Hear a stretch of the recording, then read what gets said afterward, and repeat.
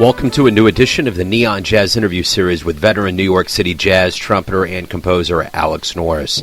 He has a new 2021 CD with his quintet called Fleet from the Heat, and it is his debut on Steeplechase Records, highlighting 10 years of his working quintet and a love letter to New York City.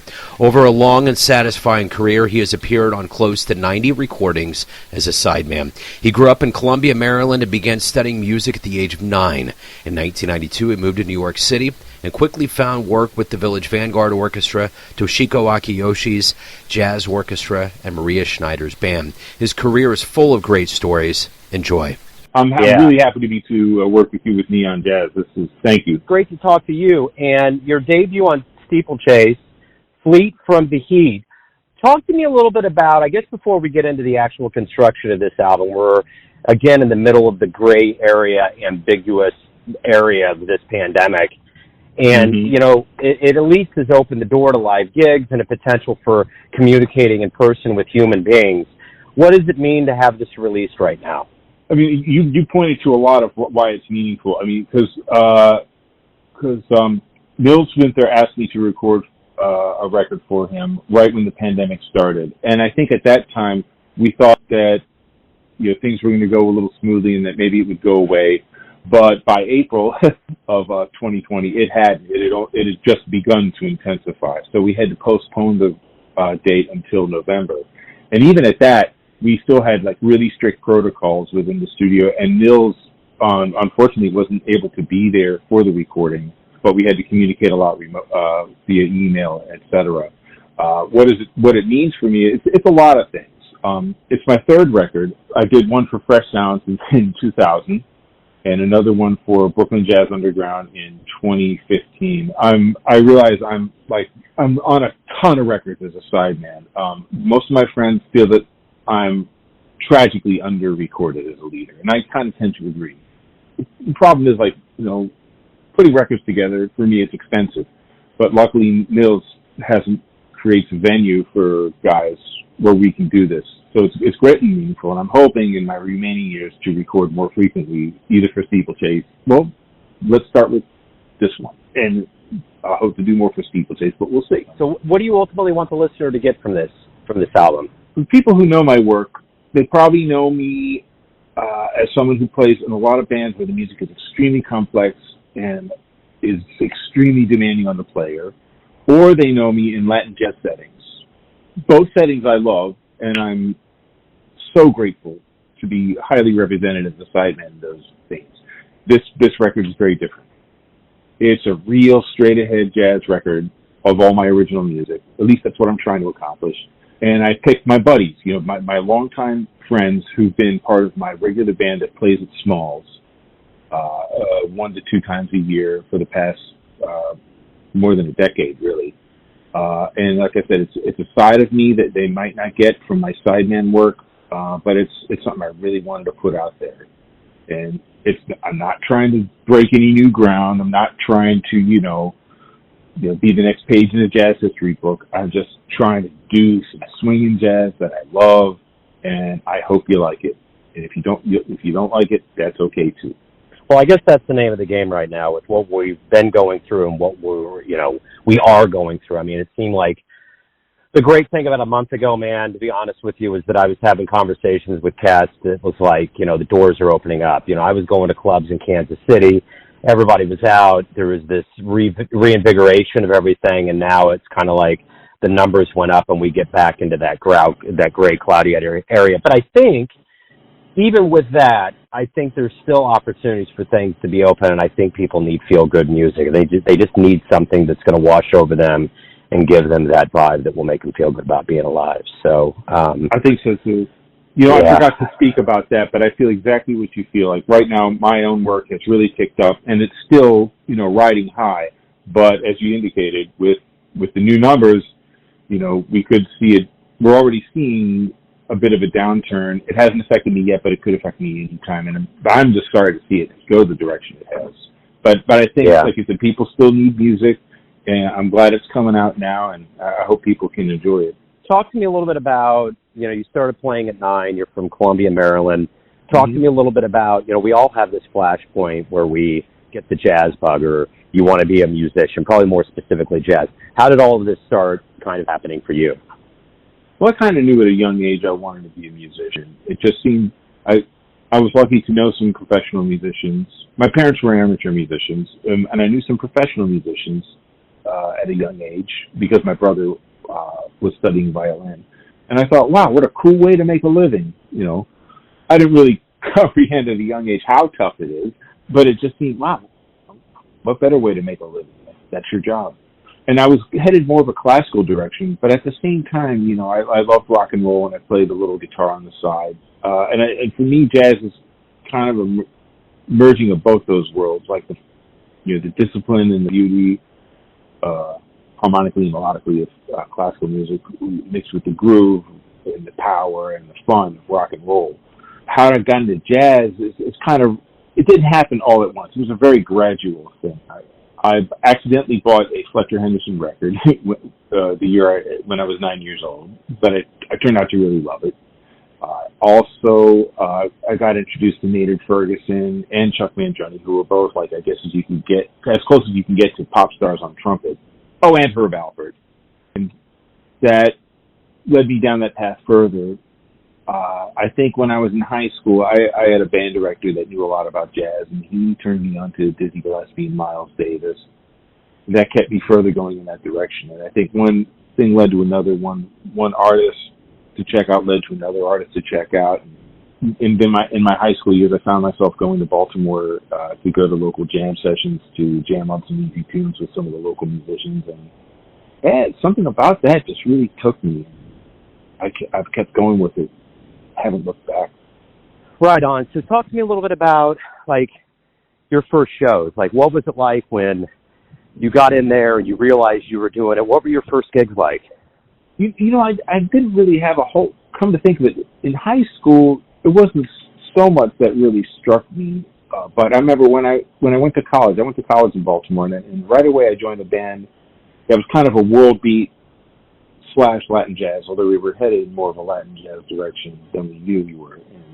And we did a lot of local gigs in Baltimore, playing for dancers, but they were more kind of hippie fest type of gigs.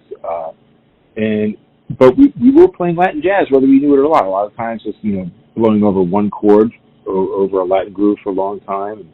But that group, we slowly got more and more sophisticated to the point we were playing, you know, jazz tunes with Latin grooves over top of them, and people were still dancing.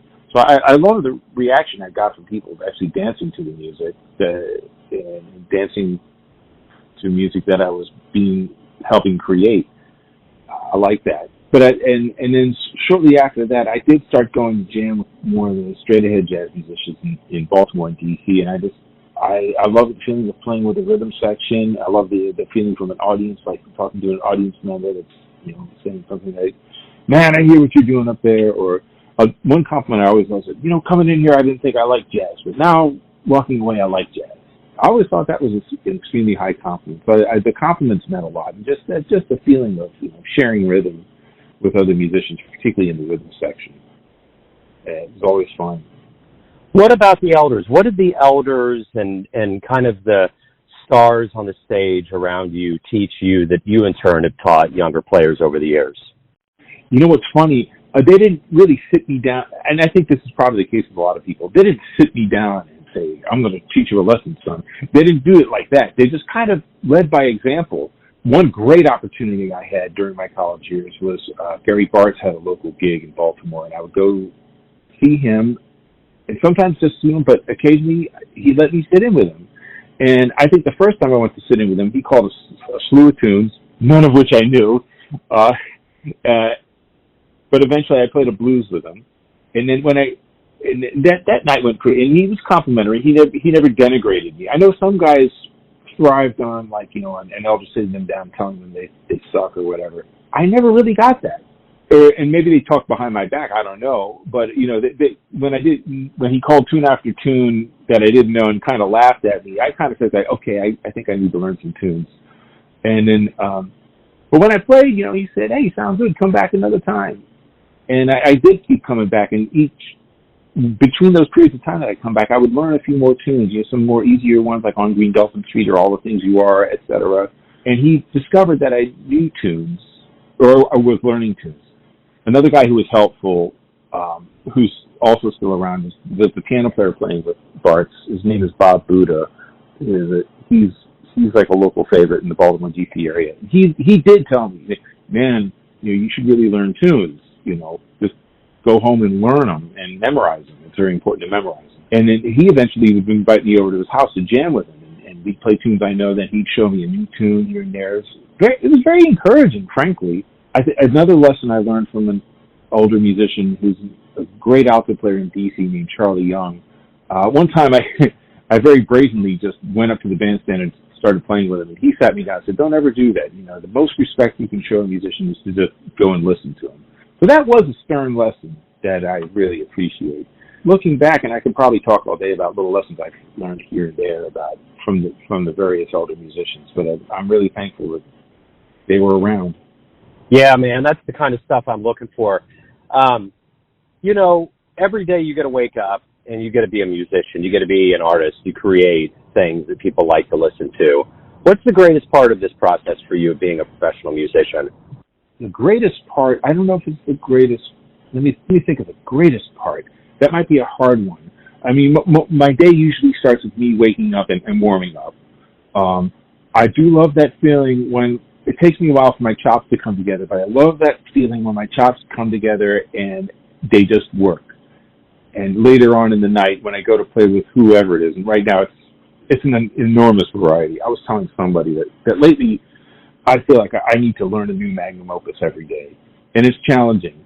But I tell you what, when I do learn that music, and when my chops come together for the day, and I do hit the bandstand at night, that feeling that I can create some music and create a solo that the rest of the rhythm section feeds off of, and I can tell they're listening to me. And then when I finish my solo and I feel like I made a good statement, I'd like to consciously create a solo that has a beginning, middle, and an end. That is a great feeling when I feel like, man, I accomplished something. And audience reaction is meaningful, but it's not everything. I'd say that's my greatest feeling when I know that I'll put it this way. I've heard people say, do you play for yourself or do you play for the audience? I really don't play for either. I really play for the band. And that's the greatest feeling when I know, I'm communicating with the band. Because I feel like the band is itself, not me as a soloist, but the whole band is really saying something. The audience will feel it. Let's say Jazz DeLorean pulls up in front of your house after we get off the phone, and you can get in and punch in the digits and go anywhere and see a show. Who are you going to go see? Where are you going to go? Oh, wow. I hate to give this answer because it might make some people angry, but, I'd have to go back in time and see either the Art Blakey and the Jazz Messengers with Lee Morgan or the John Coltrane Quartet. And if the audience or you are looking for a current one, I'm going to have to really think about that. There are a lot of amazing players around today, but the ones of the bygone era are the ones that touch me the most. Yeah, I dig it. No, and that's really where that answer goes. I mean, maybe 30, 40 years from now, during an interview, someone's going to say you or other cats that are doing it, but at this point, that's kind of how historically this answer goes. So when we do kind of return more in earnest to the stage and things open up, we've been away from it for a long time, both musician and fans. What do you hope we collectively realize about the power of live music when we get back? I do hope people, see its value in like how much we miss it and how much it should be a part of our daily lives and how it deserves people making a financial sacrifice. Like in other words, it is worth that $30 cover, and and not only that, but also for people who control big bucks, these experiences that musicians provide, they are worth major endowments. And they shouldn't be taken for granted because as we saw in the last year, not having it, that had a bad impact. The great sounds and great compositions that people create, it adds so much great dimension and great meaning to people's lives. That's what I hope people will realize. And I think they did realize it, but having it taken away from them, I think now they see even greater how meaningful this is. So everyone has a perception of you or an idea of who they think you are, your family, your friends, your fans, but ultimately you live your life. You have a perception of you. Who do you think you are? Well, right now, I've been trying to stay away from the negative. I think in many ways I haven't really grown up. I didn't raise family or have children or get married. But on the other hand, I still think I lead a good life, and I think what I do is meaningful. Like I've probably said before, I think my main vocation is as interpreter of other people's music. Like other people compose music, and I help them interpret it. I help them bring their realizations to sonic life. That's mostly how I see myself. I am also, and with this new record, I am also a composer. I am also a creator, to a lesser extent than a lot of the people that keep me employed. But I think it's all reciprocal, and I like to think that the people that hire me have a way of influencing me in my own artistic output. And I guess that's kind of how I see myself lately. Beautiful. Alex, man, hey, thank you for opening up. Thank you for giving me a minute to see your world as a musician. Good luck with the album and the return to the stage. I really appreciate your time. Oh, man, Joe, thank you so much for this interview. Very happy to be part of it and really appreciate you reaching out to me. Thanks for listening and tuning in to another Neon Jazz interview. We give you a bit of insight into the finest players in Maryland, Kansas City, New York City, and spots all over the world, giving fans all that jazz. Thanks to Alex for his time, music, and story. If you want to hear more interviews, go to Famous Interviews with Joe Domino on the iTunes Store. Visit Neon Jazz at youtube.com, and for everything Neon Jazz all the time, go to the neonjazz.blogspot.com. Until next time, enjoy the jazz, my friends.